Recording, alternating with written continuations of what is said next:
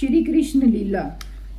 जब नंद बाबा आदि बड़े बूढ़े गोपों ने देखा कि महावन में तो बड़े बड़े उत्पात होने लगे हैं, तब वे लोग इकट्ठे होकर अब ब्रजवासियों को क्या करना चाहिए इस विषय पर विचार करने लगे। उनमें से एक गोप का नाम था उपनंद। वे अवस्था में तो बड़े थे ही, ज्ञान में भी बड़े थे।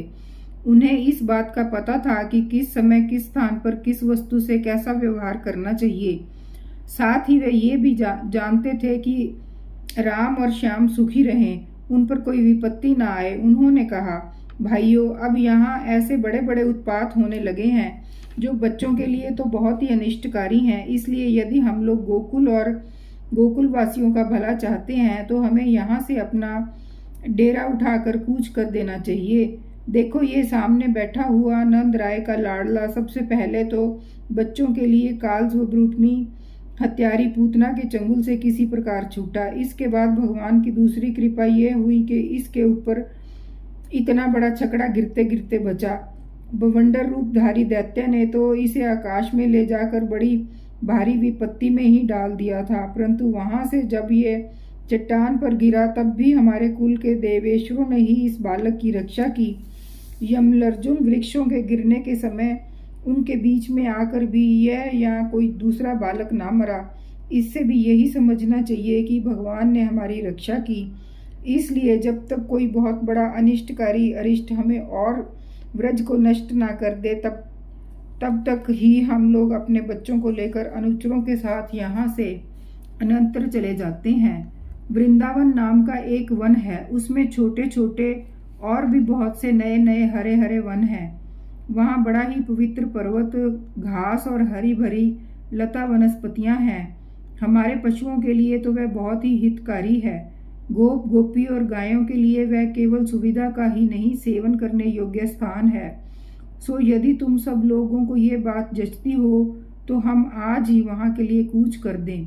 देर ना करें, गाड़ी छकड़े जोतें और पहले गायों को, जो हमारी एकमात्र संपत्ति है, वहाँ भेज दें। उपनंद की बात सुनकर सभी गोपों ने एक स्वर से कहा, बहुत ठीक, बहुत ठीक। इस विषय में किसी का भी मतभेद ना था।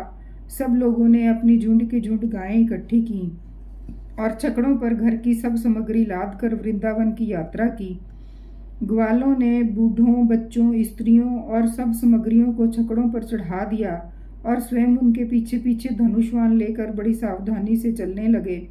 उन्होंने गो और बछड़ों को तो सबसे आगे कर लिया और उनके पीछे पीछे सिंगी और तुरही जोर जोर से बजाते हुए चले।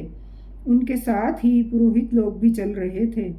गोपियां अपने अपने वक्षस्थल पर नई केसर लगाकर, सुंदर सुंदर वस्त्र पहनकर, गले में सोने के हार धारण किए हुए रथों पर सवार थीं और बड़े आनंद से भगवान श्री कृष्ण के लीलाओं के गीत गाती जाती थी।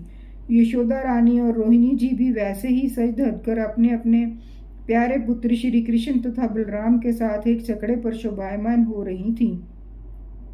वे अपने दोनों बालकों को तोतली बोली सुन सुनकर भी अगाती ना थीं और सुनना चाहती थीं।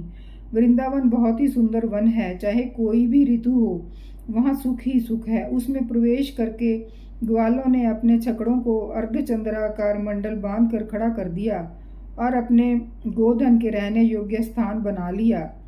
वृंदावन का हरा भरा वन, अत्यंत मनोहर गोवर्धन पर्वत और यमुना नदी के सुंदर सुंदर पुलिनों को देखकर भगवान श्री कृष्ण और बलराम जी ने हृदय में उत्तम प्रीति का उदय हुआ।